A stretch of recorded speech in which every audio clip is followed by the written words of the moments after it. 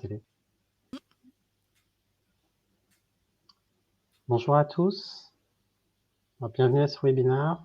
On va peut-être attendre un peu. Alors, vous êtes déjà 23 participants, donc bienvenue. On va peut-être attendre 2-3 minutes, oui, 24, ça augmente assez rapidement, donc on va peut-être attendre un tout petit peu.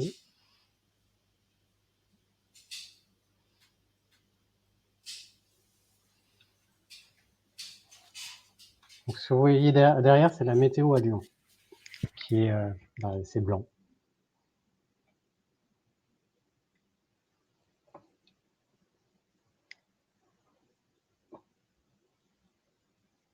Hop, ça rentre. Et ça rentre vite, hein.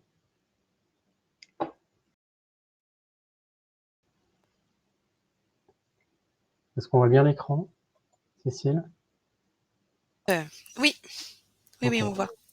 Mais là, on ne voit plus, par contre. Peut-être que tu pourrais élargir l'affichage. Là, c'est pas bon? Mais on le voit, mais ça pourrait être plus large. D'accord, ok, compris.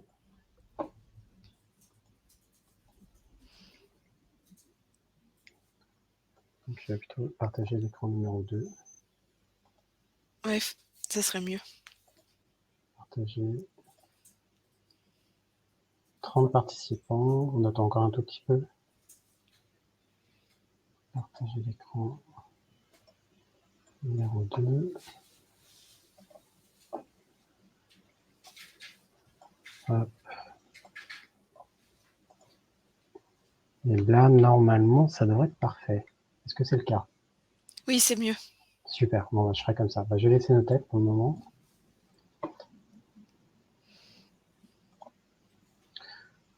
Bon, on va peut-être démarrer. En tout cas, on va commencer par se présenter. Donc, moi, je suis Colomban de la Monneraie, je suis le président de la société Agrumes. Cécile, donc, qui est responsable du pôle social, qui se présentera un petit peu après. Je vais présenter la société. Donc, Agrumes, on est un éditeur juridique spécialisé dans le droit du travail. On est également avocat. En fait, l'idée de base, c'était de digitaliser les procédures, qu'on traite dans le cadre de nos dossiers de manière régulière, que ce soit du statut individuel, des contrats, des procédures de rupture, etc., ou le collectif. Donc c'est le chantier du moment, en fait. On est en train d'intégrer un certain nombre d'accords. Le but étant, à partir de formulaires qui posent les bonnes questions et de la manière la plus facile et plus rapide possible, et sécurisée, de vous permettre d'éditer un document qui va être conforme à votre besoin, à votre entreprise, et surtout à disposition de votre accord d'entreprise ou de vos accords des conventions collectives applicables. On en a plus de 400 aujourd'hui, donc ça permet de faire quand même beaucoup de vérifications automatiques. Pourquoi on fait ce webinaire? En fait, on a beaucoup travaillé la question de la PPV. Alors, malheureusement, il y a encore pas mal de questions en suspens, mais c'est pas tout à fait notre faute. On l'a modélisé en fait sur Agrumes. Donc, on a dû regarder beaucoup de choses. On a essayé d'aller chercher de l'information à la source là où on a pu. On a déjà eu des premiers retours clients. Et toute cette expérience, on la met dans le logiciel, et c'était aussi l'occasion de s'en servir pour faire ce webinaire. Voilà. Cécile, si tu veux présenter un petit peu ton travail chez Agrumes. Oui, alors je suis responsable du pôle social. Alors dans notre pôle, on assiste les clients dans l'utilisation du logiciel d'un point de vue juridique, et on répond aux éventuelles questions complémentaires en droit du travail, et aussi un peu en droit des étrangers pour les autorisations de travail, etc.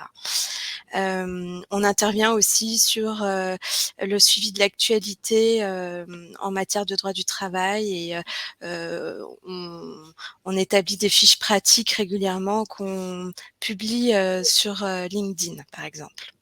Voilà. Ouais, entre autres activités. Exactement. Vous aurez compris, voilà, on fait du droit du travail. Hop, je vais partager mon écran et puis on va pouvoir démarrer. Alors, n'hésitez pas. Alors, moi, je vais présenter. Je vais surtout commencer par la PPV.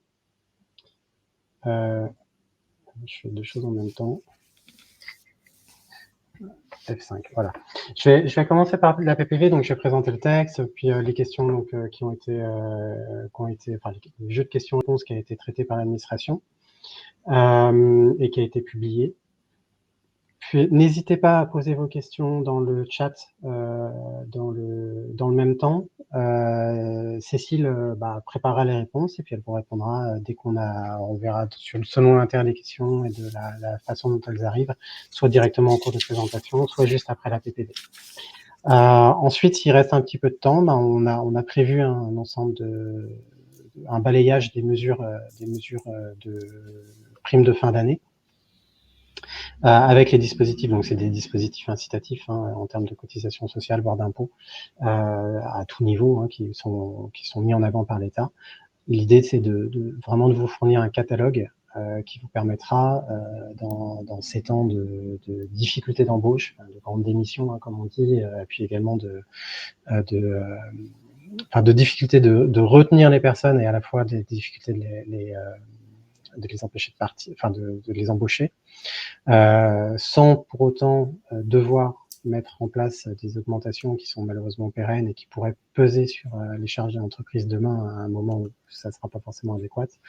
Ces dispositifs permettent quand même d'inciter les personnes, de faire plaisir, on va dire ça comme ça, aux personnes, faire un geste salarial en utilisant donc les franchises d'impôt et de cotisation sociale prévues par l'État.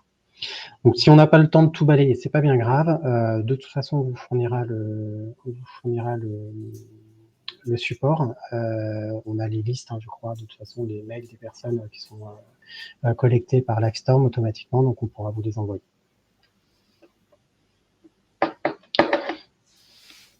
Alors, il y avait un petit slide sur la présentation, autant pour moi. Donc, le dispositif phare, c'est évidemment le prime de partage de la valeur, donc qui est le prolongement de la PEPA. En fait, le dispositif de la PPV vise à pérenniser la PEPA, qui avait été mis en place de manière plus ou moins temporaire et puis renouvelée sur les années précédentes. Colomban, peut-être qu'il faudrait que tu changes de diapo, il me semble, non?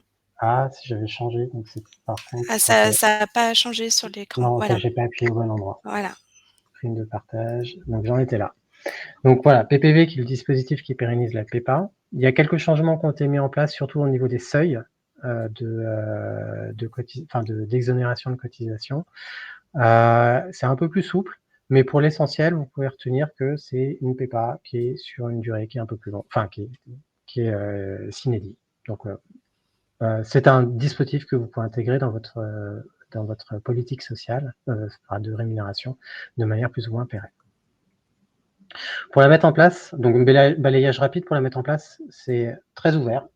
Le texte de loi prévoit que c'est possible par décision unilatérale, par accord d'entreprise ou d'établissement, par accord avec un représentant de section syndicale, si vous en avez un, par accord de groupe, par accord avec la délégation du personnel au CSE, à la majorité des membres présents, et par ratification avec le personnel à la majorité des 2/3. En fait, le texte de loi, qu'est-ce qu'il fait? Il a renvoyé exactement aux moyens, aux modalités de mise en place des accords d'intéressement et de participation. Et il a accolé à côté la décision unilatérale. Ce qui n'est pas sans poser problème, on va voir, on s'est posé pas mal de questions sur les formalités. Mais en tout cas, ces moyens de mise en place sont autonomes. C'est pas comme un accord d'entreprise, vous avez un DS, vous êtes obligé d'aller voir le DS avant de pouvoir, en cas de refus, passer à un autre échelon. Là, une entreprise de 300 salariés avec 2 DS peut très bien décider de mettre en place la PPV par décision unilatérale.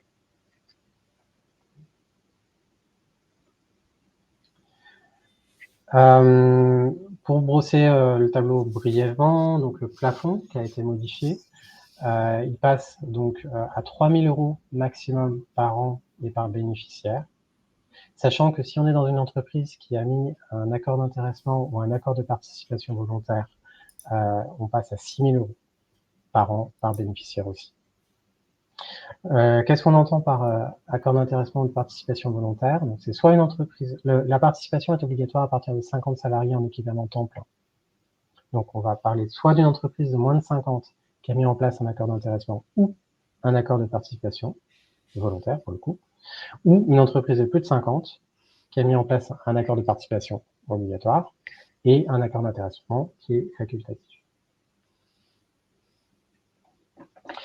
Le texte de loi est pas extrêmement précis sur les charges et impôts qui sont concernés par l'exonération. Par contre, vous verrez dans les questions-réponses, vous aurez tous les textes. Hein.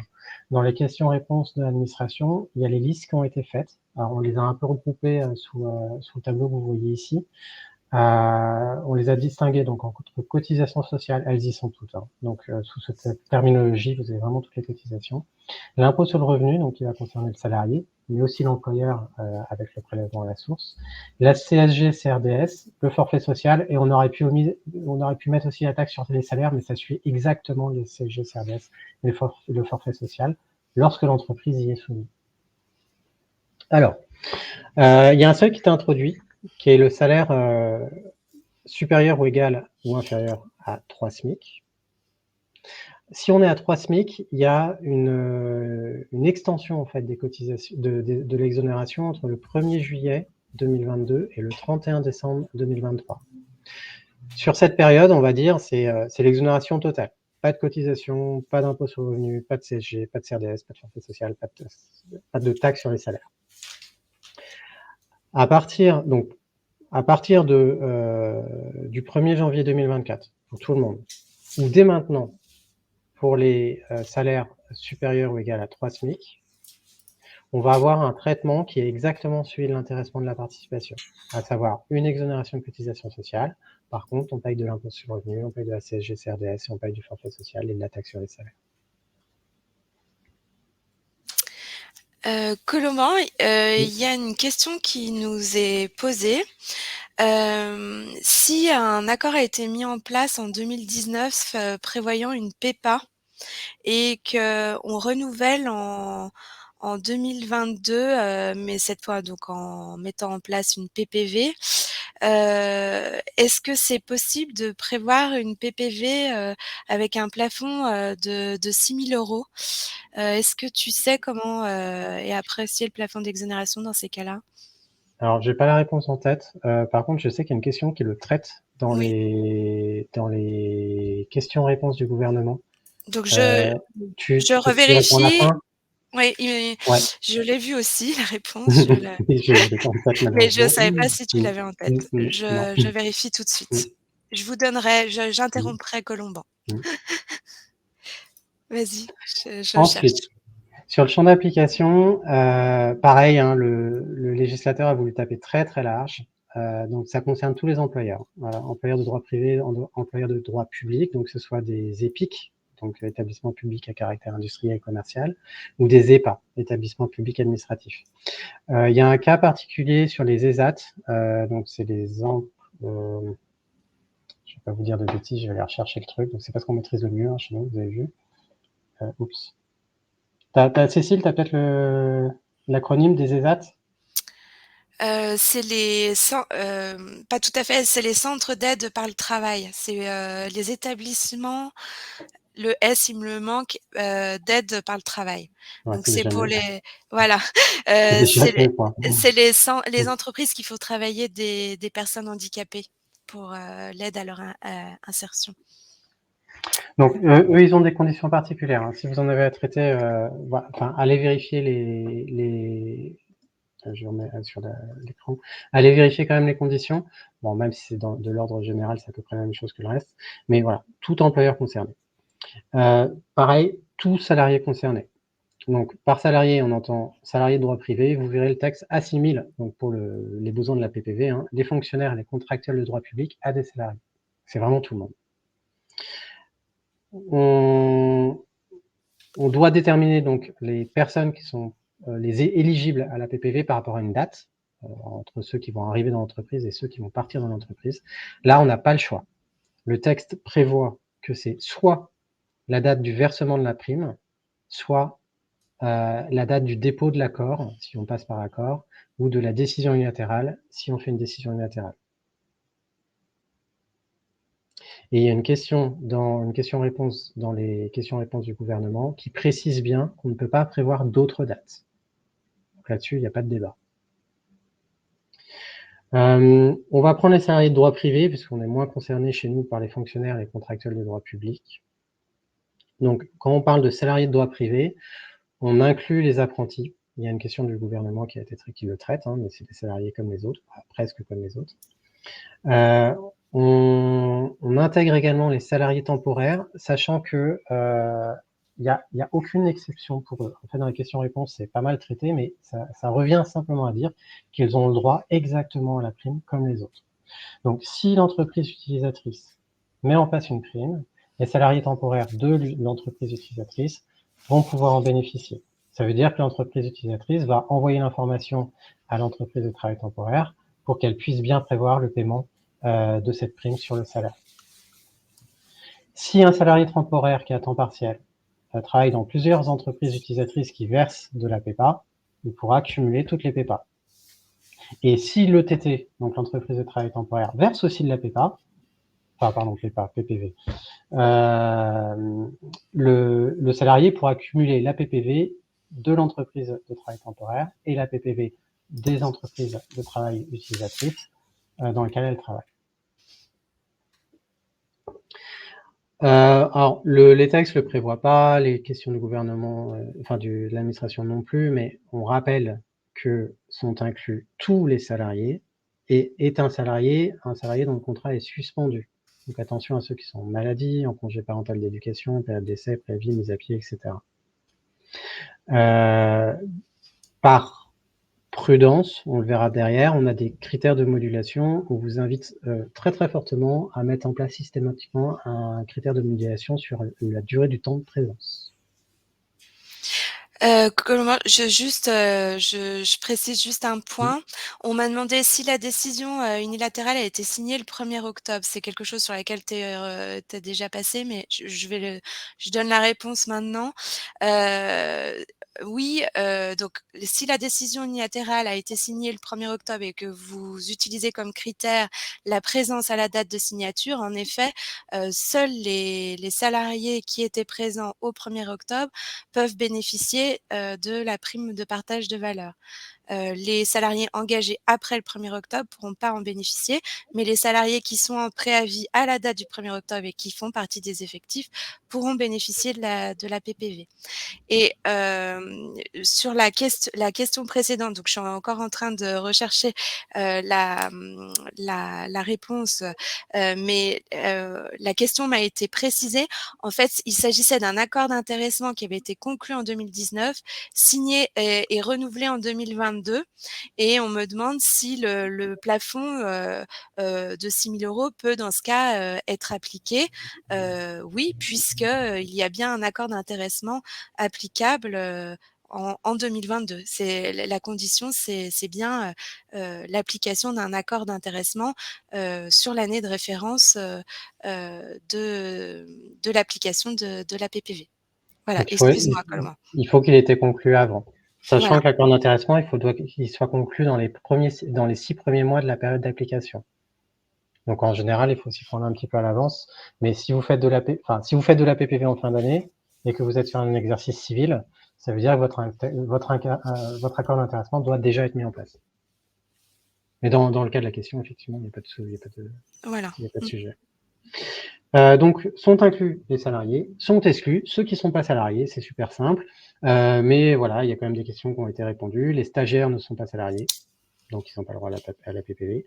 Les mandataires sociaux ne sont pas salariés en tant que mandataires sociaux, mais ils peuvent avoir un contrat de travail en cas de cumul. Donc là, il pourrait y avoir droit. On a la possibilité d'exclure des salariés au-delà d'un certain niveau de montant de salaire à fixer. C'est le seul moyen d'exclure une partie des salariés. Tous les autres critères, donc vous verrez, il y a des critères pour faire moduler le montant de la prime. Ça ne peut pas aboutir à l'exclusion d'une catégorie de salariés. Le seul moyen d'exclure les salariés, c'est d'exclure le haut du panier à partir du montant que vous fixez librement.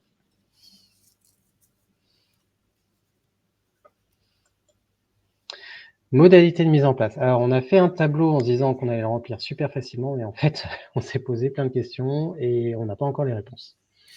Donc, on a dit, on peut faire une décision unilatérale, on peut faire un accord d'entreprise ou d'établissement. On peut faire un accord avec le RSS, comme pour l'intéressement. On peut faire un accord de groupe. On peut faire un accord avec la délégation du personnel au CSE à la majorité des membres présents. Et on peut faire une ratification par le personnel à la majorité des 2/3. Voilà. Quand on a dit ça, on a des questions-réponses qui nous précisent que la décision unilatérale, elle doit juste être communiquée aux salariés et que l'accord doit être déposé sur téléaccord. Alors, si on a un accord d'entreprise ou d'établissement, pas de problème. On le conclut avec le DS si on en a un. Si on n'en a pas, c'est renvoyé aux membres du CSE. On est dans un thème où la loi renvoie directement à la négociation avec les membres du CSE, donc il n'y a pas de débat non plus, on peut conclure avec eux.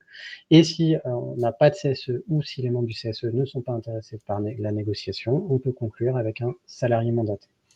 Auquel cas, une fois que vous avez votre accord signé, vous pouvez le déposer auprès de la DRETS, donc sur le site de Téléaccord, tout va bien.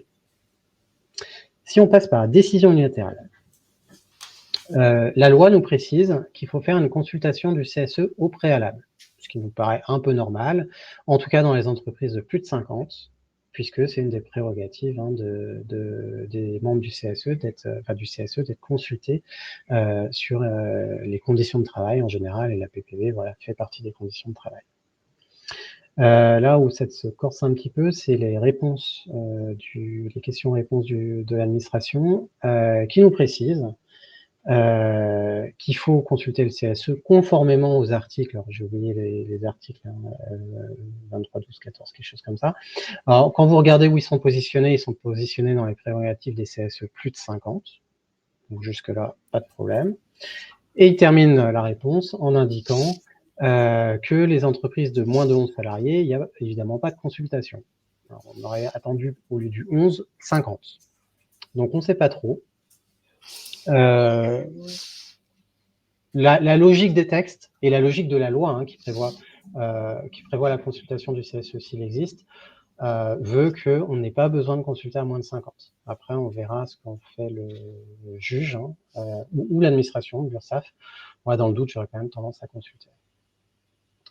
Deuxième curiosité, on va dire, c'est que la décision unilatérale n'est soumise qu'à une formalité de communication aux salariés, alors que les renvois à l'accord d'intéressement, enfin aux modalités de mise en place d'un accord d'intéressement et de participation, auraient pu laisser penser que ça aurait dû être déclaré à la DRETS. Pareil, attention, c'est une réponse de l'administration, c'est pas engageant, c'est pas donc impossible que ça change dans un futur relativement proche. Pour tout le reste, donc les questions-réponses nous disent qu'il faut le déposer sur téléaccord, donc accord avec le RSS, accord de groupe, etc. Alors, je ne sais pas si vous avez déjà fait un dépôt sur téléaccord, c'est vraiment formaté pour un accord d'entreprise. Donc, on arrive à jongler un petit peu entre les questions et notamment en jouant avec les signataires, vous verrez pour la ratification avec le personnel à la majorité des 2/3. Mais c'est pas extrêmement propre. On peut se demander aussi pourquoi ils n'ont pas visé le conseil de prud'homme dans les textes. Oui, pardon. En fait, les questions-réponses nous dit d'aller déposer le texte, l'accord, c'est le terme qu'ils emploient, sans préciser si c'est un accord d'entreprise ou quoi, auprès de la DRETS, et elle vise les formalités des accords d'entreprise. Donc, ce qui sera complètement inapplicable avec un RSS, un accord de groupe, etc. Donc, pareil, on ne sait pas trop. Si vous en avez à déposer, faites comme si c'était un accord et essayez de faire avec les questions, enfin les cases, ouais, c'est vraiment ça, les cases qui vous sont fournies par le site de Téléaccord. On a dit qu'on pouvait mettre en place la prime par accord d'établissement. Donc, on peut très bien faire aussi une décision unilatérale au niveau d'un établissement. Et c'est pas parce que vous le faites dans un établissement A que vous devez en faire bénéficier un établissement B. Donc, c'est parfaitement étanche. Si vous avez des établissements distincts, vous pouvez faire un traitement différencié entre vos salariés. C'est pas un problème. Par établissement distinct, donc, ça veut dire que vous avez une certaine autonomie de direction, notamment en termes de ressources humaines. Donc, c'est pas juste des sites, hein, attention. En général, on va chercher à savoir s'il y a une autonomie sur la signature des contrats, sur le disciplinaire, sur la rupture. Alors, ça peut être difficile à appliquer, hein. En cas de doute, faites attention, hein. Ce qui est l'enjeu à la clé, c'est l'exonération des sommes des sommes qui sont versées de cotisations sociales, voire d'impôts et compagnie, si vous êtes dans le cas du seuil des trois SMIC.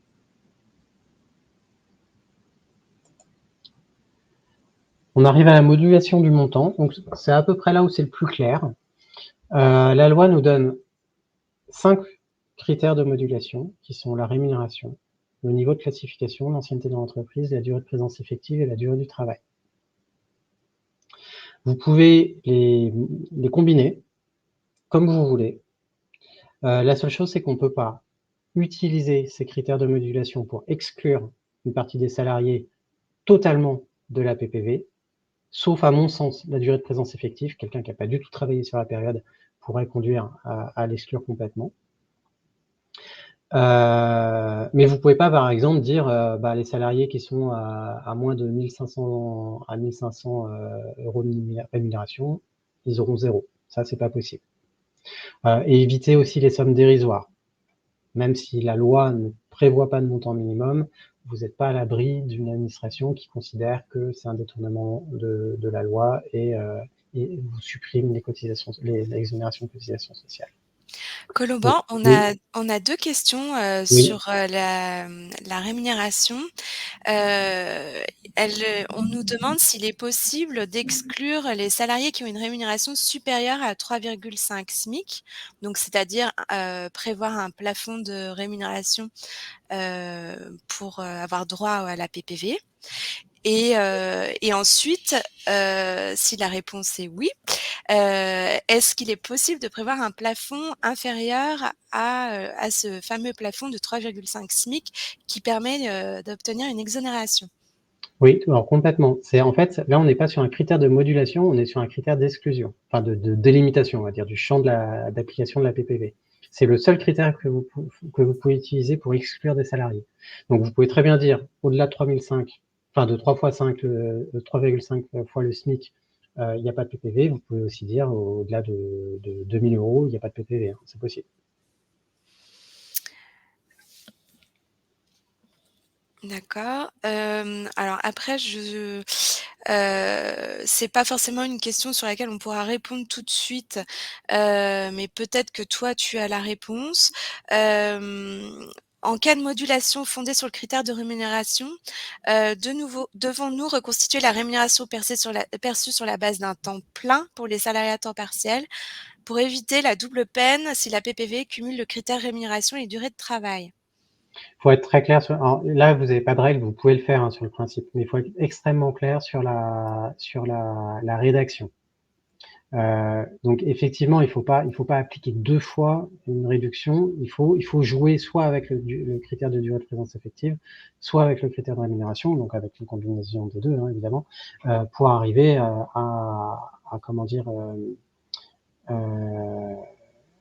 un résultat qui va pas pénaliser 2 fois, comme vous dites, les salariés en temps partiel. Mais attention, quand on parle de salariés à temps partiel, enfin de durée de présence effective, on vise pas à exclure les salariés à temps partiel, hein. On vise plutôt à exclure ceux qui vont arriver en cours de période, donc les nouveaux embauchés, ceux qui vont partir en cours de période, et surtout ceux qui vont être en absence non assimilée à du travail effectif. Donc par exemple, quelqu'un qui a un congé sabbatique.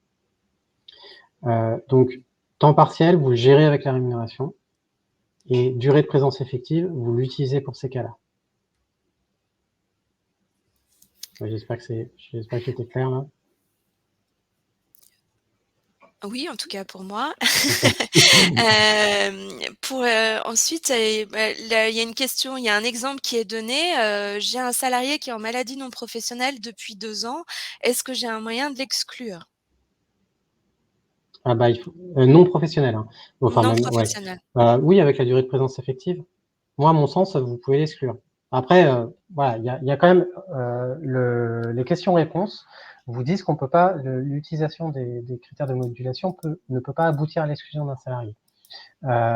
Mais je pense que quand l'administration répond ça, c'est surtout pour éviter l'exemple que je vous donnais tout à l'heure en disant je fais une tranche de rémunération entre 0 et 2000, hop, c'est 0. Ou pareil, je fais une tranche sur la classification, c'est 0. Je pense qu'ils visent à éviter ça. Sur la durée de présence effective, c'est un critère qui est totalement objectif.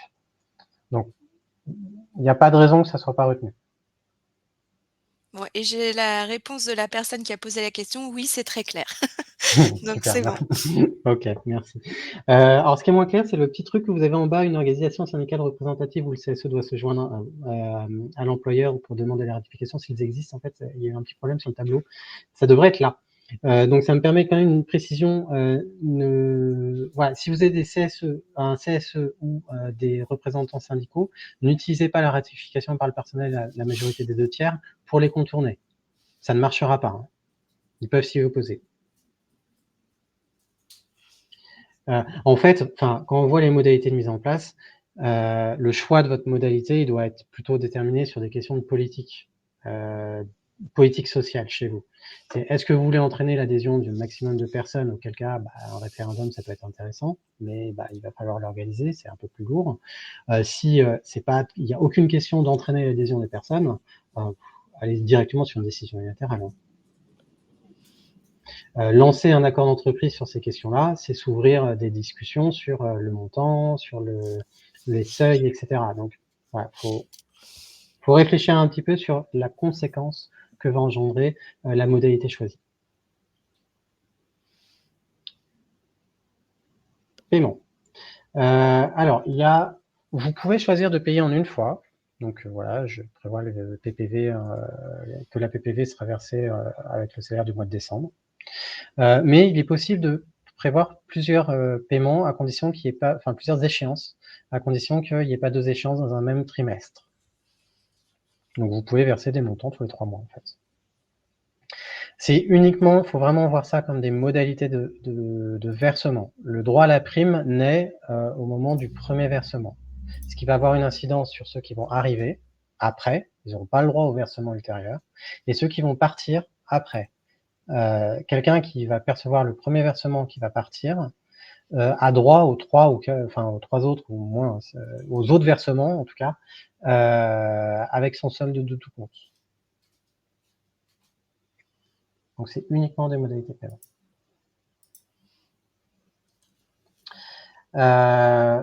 Voilà pour le principe. Je vais vous mettre en situation directement avec Agrum, c'est le plus simple pour nous. Puis en plus, ça vous permet de faire un peu notre promo.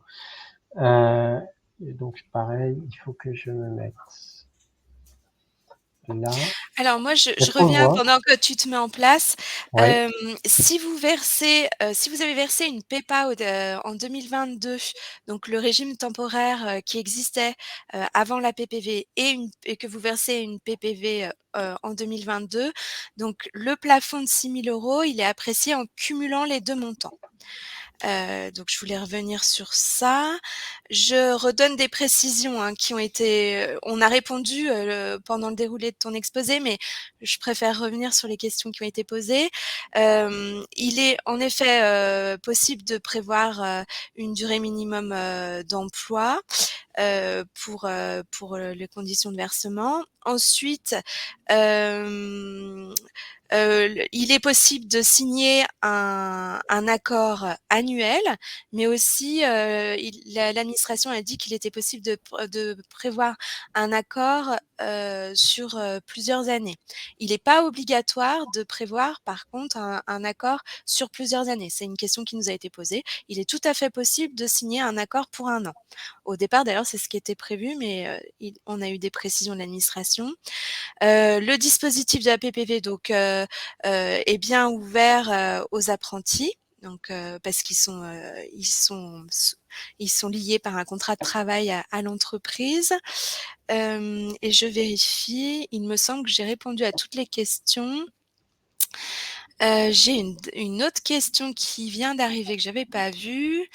Même question pour le cumul, rémunération et durée de présence pour un salarié rentré en cours d'année, doit-on apprécier la rémunération réellement perçue ou reconstituée sur l'année? Dans ce cas de figure, il n'est pas possible d'éliminer le critère de la durée de présence effective car cela empêcherait de proratiser pour les salariés absents. Ah, attendez. Pour un salarié rentré en cours d'année, doit-on apprécier la rémunération réellement perçue ou reconstituée sur l'année?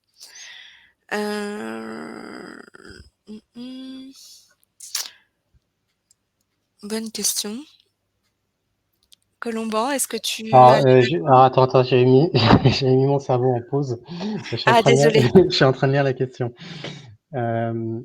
Rémunération et durée de présence effective.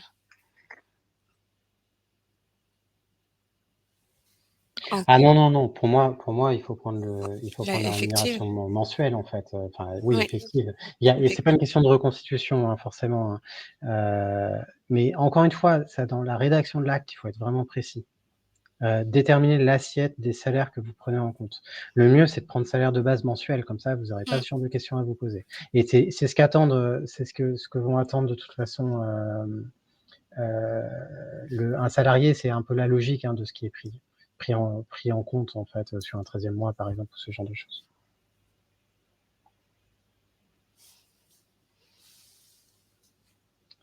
Alors, apparemment, j'ai d'autres... Ah non, ok, merci beaucoup. C'est bon.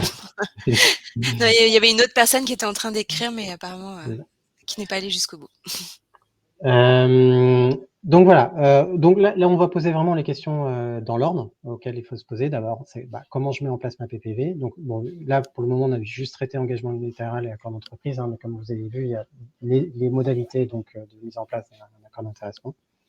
Je vais partir sur l'engagement unilatéral puisque l'objet, c'est pas forcément de vous montrer de la complexité d'un accord d'entreprise. Ces questions-là vont nous permettre sur les parties de déterminer les modalités les formalités. Première question, c'est la durée de l'acte. Alors, on est sur une logique de durée déterminée, clairement, puisque c'est un dispositif qui est issu de la PEPA. La PEPA, c'était un dispositif annuel. La PPV vient juste le pérenniser. Et donc, on est sur cette logique quand même de période annuelle. Il n'y a rien qui empêche de faire une durée indéterminée, mais si vous le faites, faites attention, précisez les modalités de rupture. En fait, l'esprit de la loi, c'est pas de permettre à l'employeur de faire un accord, enfin de mettre en place une décision unilatérale et de la faire sauter un mois avant le paiement. Si jamais vous voulez donc vous dégager d'un engagement unilatéral qui est pris sur une durée indéterminée, ça serait pour l'exercice suivant. Mais franchement, ne vous risquez pas là-dedans. Si vous voulez cet effet-là, il vaut mieux faire une durée déterminée avec tacite reconduction sur une période annuelle. Comme ça, vous pourrez, de manière tout à fait sécurisée, arrêter, pas en cours d'année, enfin pas en cours d'exercice, mais pour l'exercice suivant, à n'importe quel moment dans l'exercice. La loi vous permet, à la différence de la PEPA, d'aller jusqu'à 3 ans. Voilà. Franchement, le plus simple, c'est 1 an, tacite reconduction, et comme ça, on ne s'embête pas. Sauf si vous voulez une durée réellement déterminée, évidemment. Je vais mettre la date d'entrée en vigueur.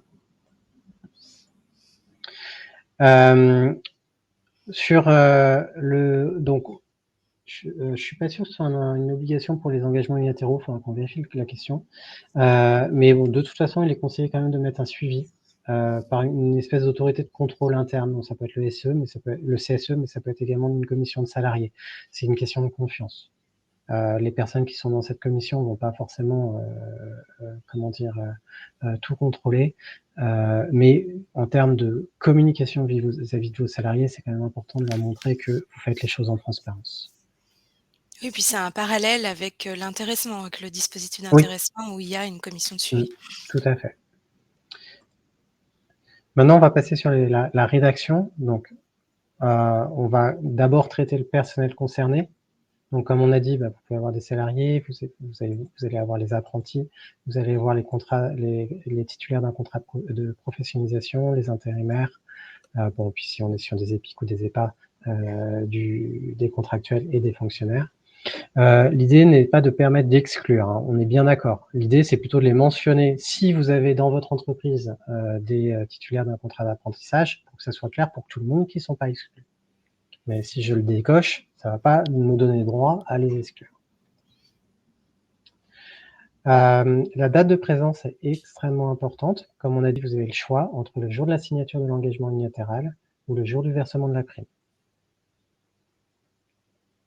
Et vous pouvez exclure à ce niveau-là, donc au niveau de la détermination, de la définition des bénéficiaires, une catégorie de personnel dont la rémunération est supérieure à un certain montant.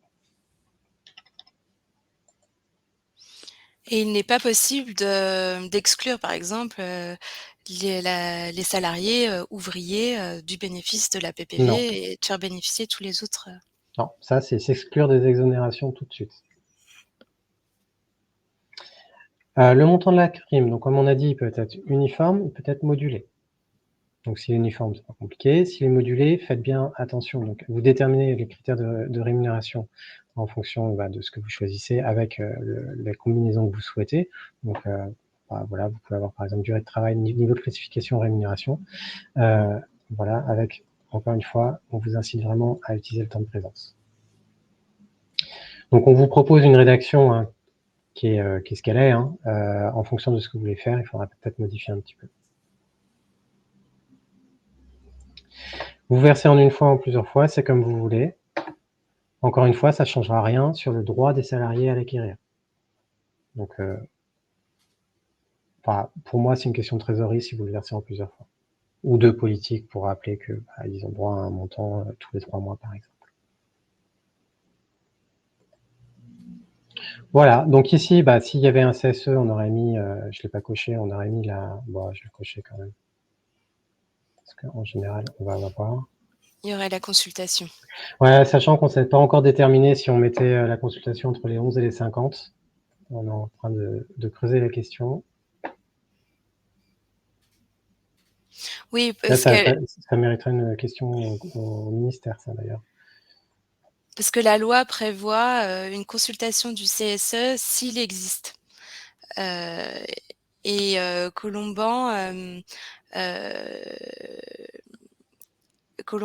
j'avais tendance à considérer, moi, pour vous dire les discussions en interne, que le CSE devait être consulté dès lors qu'il existait dans l'entreprise, qu'on soit avec un CSE attribution de plus de 50 ou moins de 50 salariés.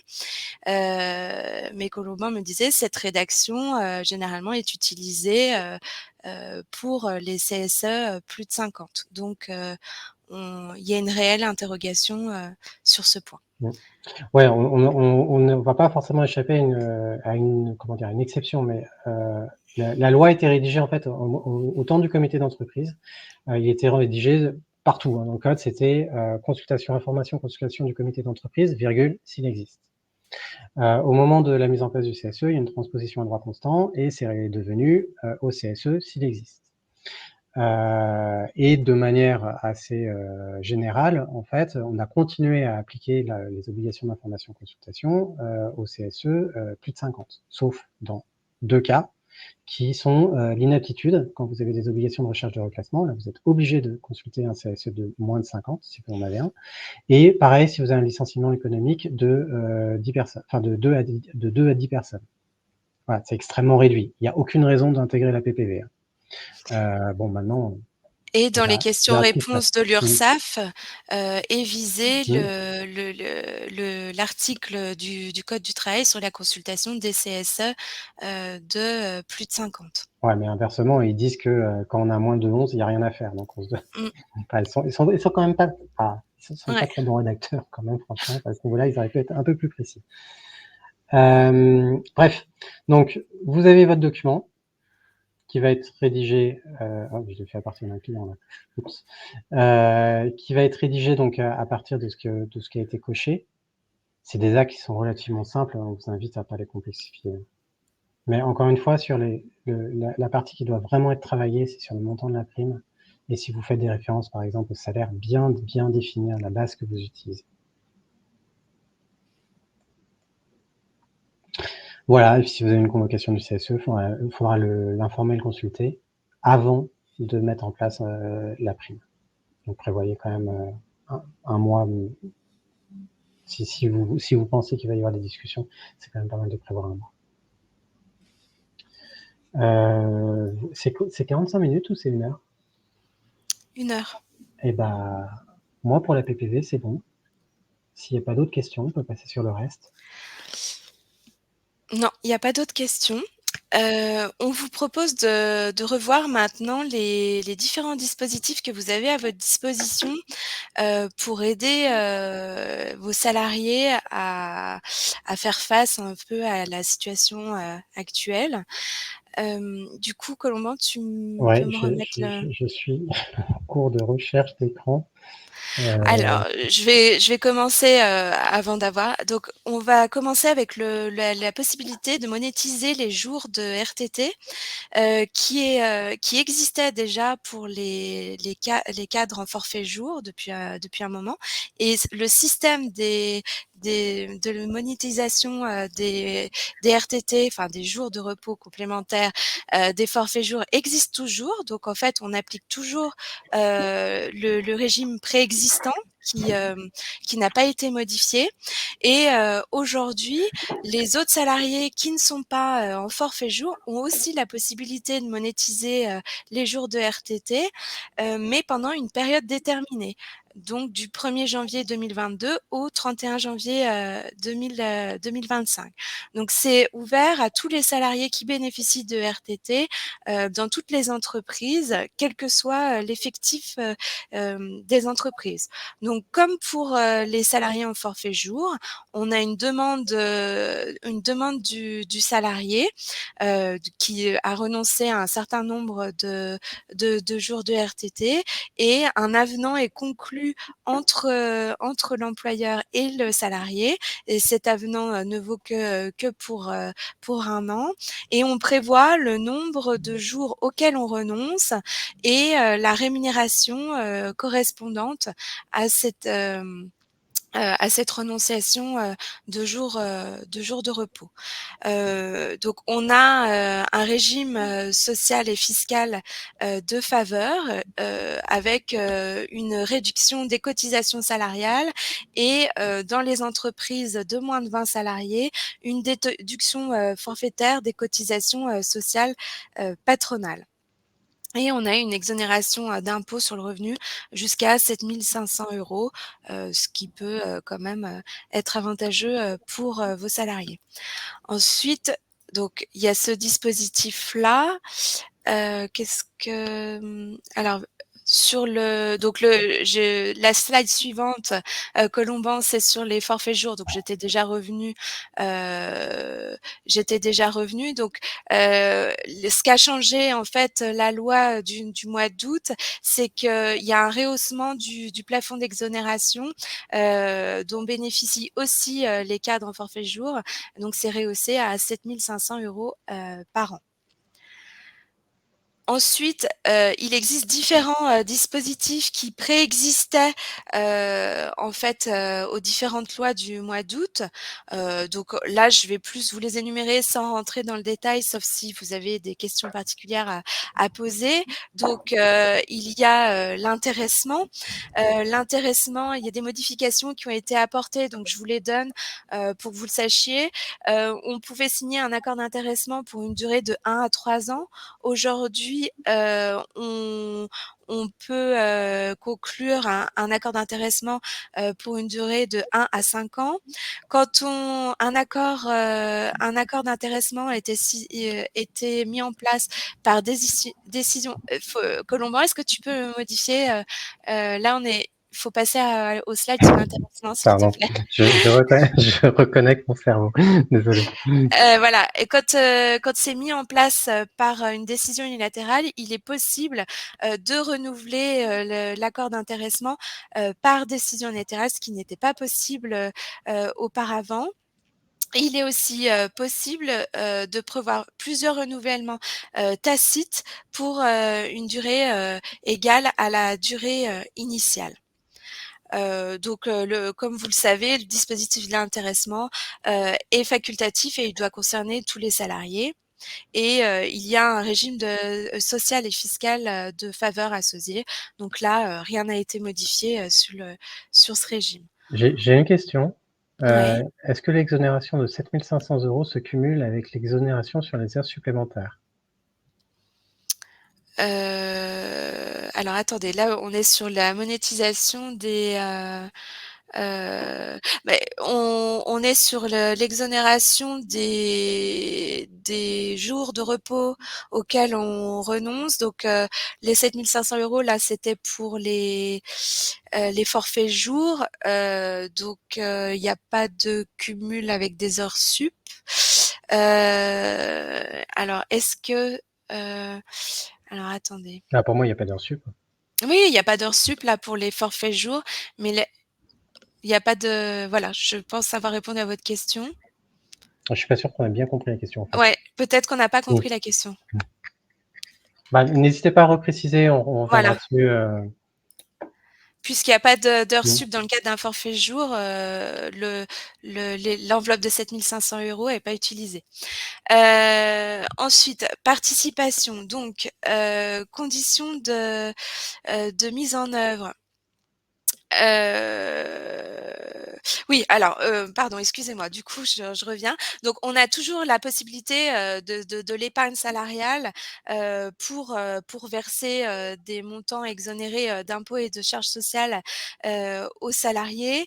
Donc comme vous le savez, c'est obligatoire, en tout cas dans les entreprises qui emploient, 50 salariés pendant 5 années civiles, consécutives, et on le met en place, par accord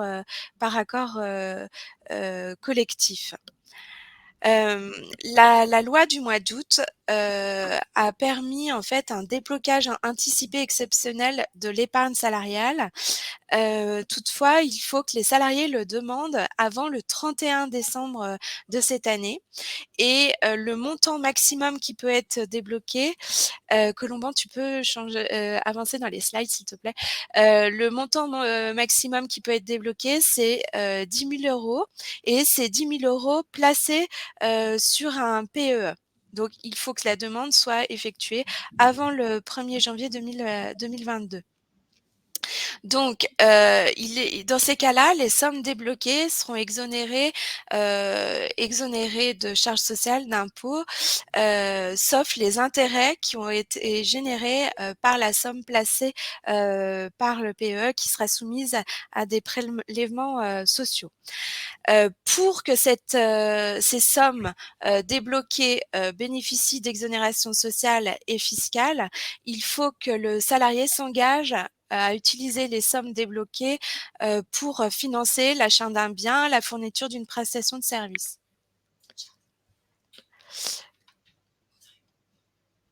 Alors, on me pose la question: quel est le risque en cas d'information tardive auprès des salariés sur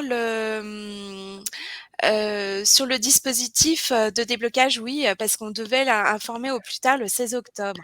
Alors, il n'y a pas de sanction prévue par la loi, à ma connaissance, mais les salariés qui n'auraient pas pu demander le déblocage anticipé au 31 décembre pourraient toujours réclamer le versement de dommages et intérêts en raison du préjudice subi.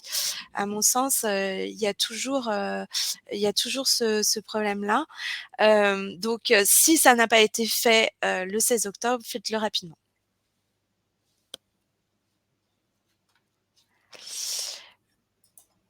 On me dit que c'est bon, que j'ai répondu à la question.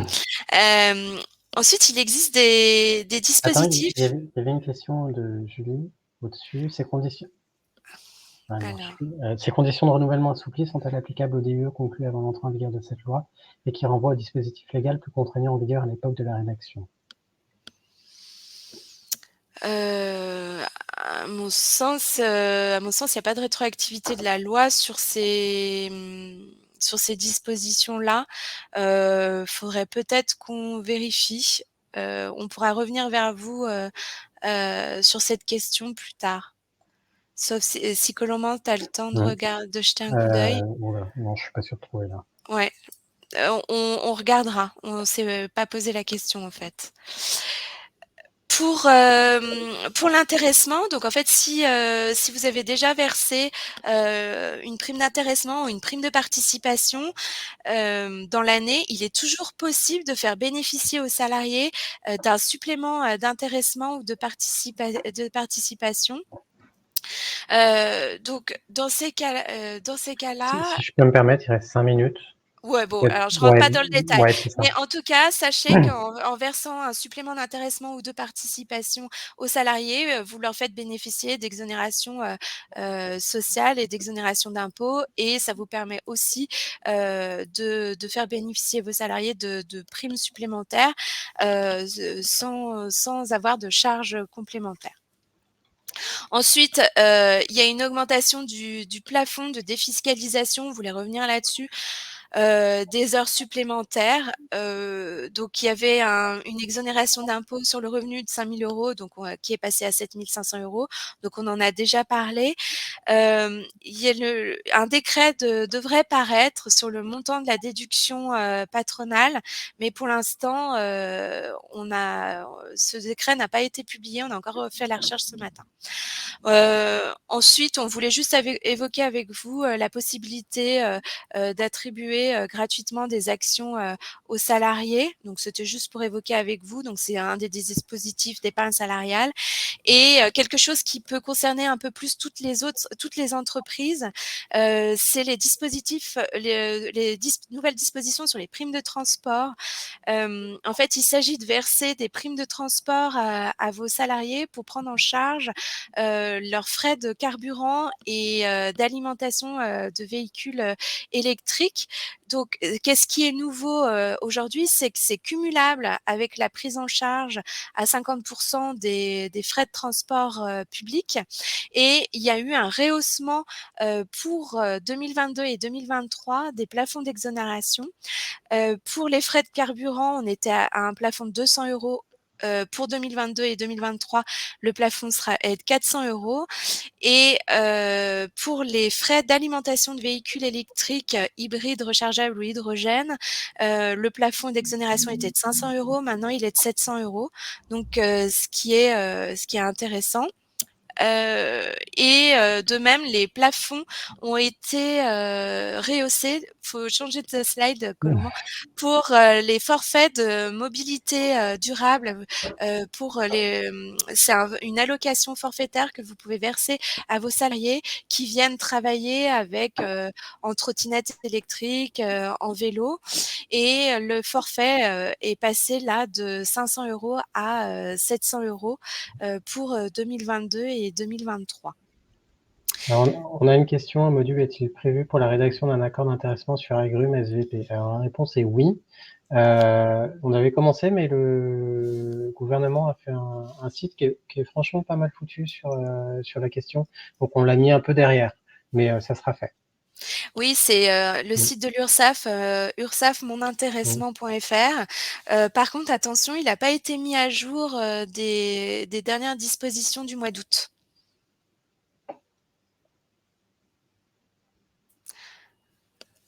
Ah, je vois. Audrey est en train de taper, t'inquiète, Ouais. je gère, vas-y. Non, on a fait le tour, Ah, en tout c'était cas, merci, oui. voilà, sur tout ce qu'on avait à voir ensemble.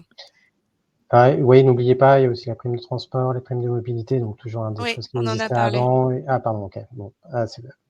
J'étais hyper concentré, j'étais vachement bien écouté. Alors, pour la prime transport, comment déterminer qui peut bénéficier de ce remboursement carburant? Comment savoir qui vient en voiture, à vélo, à pied? Alors, là, vous n'avez pas d'autre moyen que d'interroger vos salariés.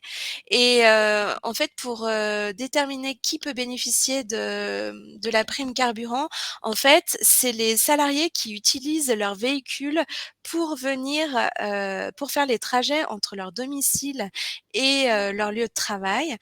Avant l'assouplissement de la loi, en fait, il y avait 2 conditions. Il fallait pas que le salarié habite dans une commune desservie par les transports publics, et où il fallait que ses horaires de travail impliquent l'utilisation d'un véhicule. Donc là, pour 2022 et 2023, ces conditions, elles n'existent plus.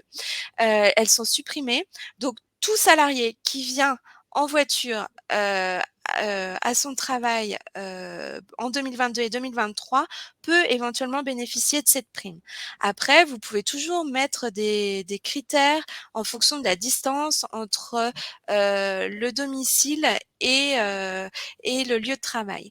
On m'a posé la question, dernièrement de savoir s'il était possible de prévoir une allocation, supérieure pour les salariés qui utilisent un véhicule, électrique, une voiture électrique, comparé à un salarié qui utilise un véhicule avec du carburant, heu, Thermique, classique, thermique. thermique, voilà, merci. En fait, on n'a pas de réponse claire sur le sujet. La réponse claire, on pourrait penser que c'est possible puisqu'il y a 2 plafonds d'exonération, différents.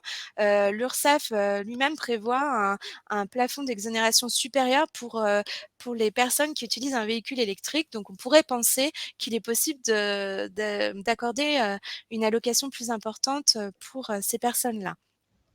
Ensuite, pour, les personnes qui viennent en vélo et à pied, là, on sera sur un forfait de mobilité, durable et là, on doit justifier, à l'URSSAF, l'utilisation, du vélo. Donc il faut une attestation, par exemple, une attestation sur l'honneur du salarié de l'utilisation d'un vélo.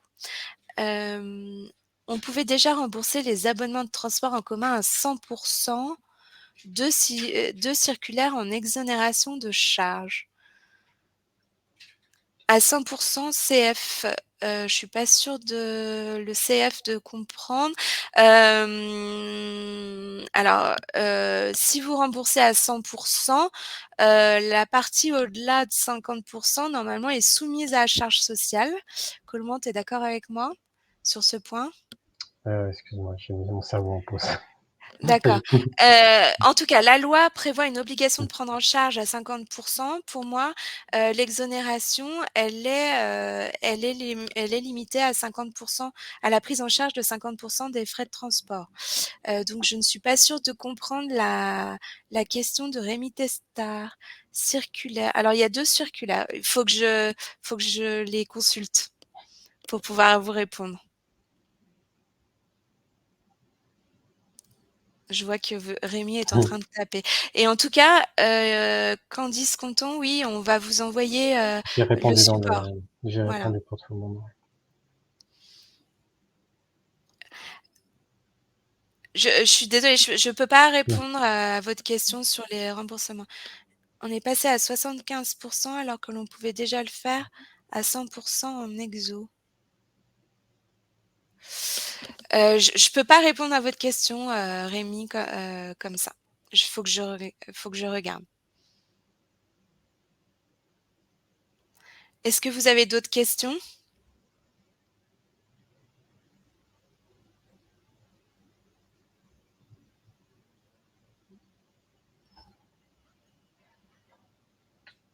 Alors Audrey est en train de taper.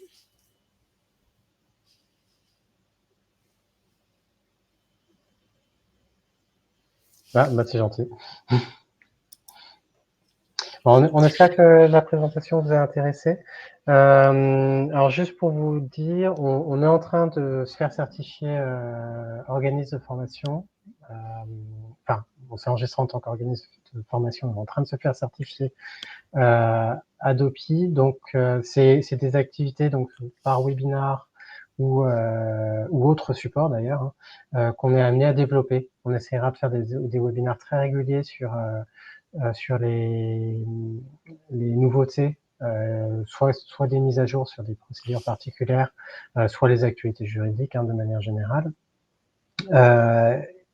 soit au fur et à mesure des développements d'agrumes, soit qu'ils soient complètement déconnectés, parce que on est aussi avocat en droit du travail et on est obligé de se tenir à jour. Donc suivez-nous bien sur LinkedIn ou pour ceux qui sont clients sur Agrum, de toute façon vous l'avez dans la newsletter. On essaiera d'avoir vraiment une activité régulière de webinaire sur ces sujets-là. Et n'hésitez pas à nous dire que c'est bien, mais n'hésitez pas aussi à nous dire là où on peut s'améliorer, parce que c'est un peu aussi l'objectif. Je regarde. Oh, c'est bon. Tout Et le monde nous bonjour, dit merci. et bonjour à Zoé.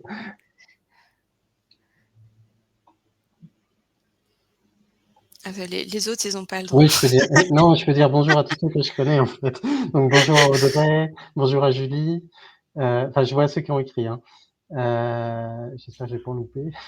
Ouais, fais attention, c'est dangereux. Bon, Cécile, je te dis bonjour ce matin. Non, ça, c'est celle que je connais. Allez, bonjour à Vanessa. Et bonjour à Louis. Voilà, et ben on va clôturer. Merci encore hein, de votre présence. Et puis, bah, on vous dit au prochain webinaire. On espère vous y retrouver. Très belle journée. Merci, au Au revoir. revoir. Et la question, c'est où est-ce qu'on clôture?